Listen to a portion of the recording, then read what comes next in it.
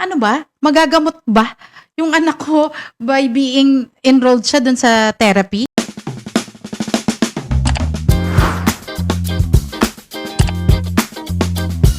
So, yung huling tanong po muna, no, kasi medyo mas crucial yun, no, Sige, yung magagamot sige, na term.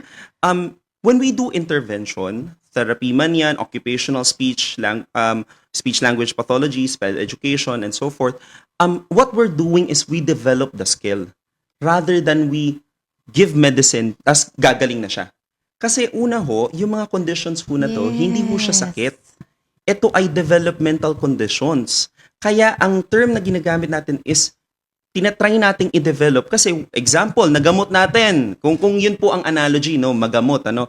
For example, nagamot natin yung panghihit niya, meron pa siyang susunod na milestones. Susunod na milestones. Kasi tumatanda ang bata Hindi naman siya bumabata. So, Tama. nagkakaroon ng panibagong skills na dapat pong ma-address. So, for me, usually, pag nagsasabi sa akin yung mga magulang, magagamot po ba siya once na mag-therapy? Lagi ko naririnig yun eh. Totoo po. Hindi po siya nagagamot.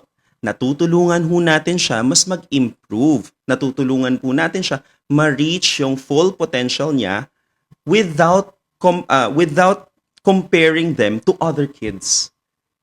Kasi yun po yung nakakalungkot. Yeah.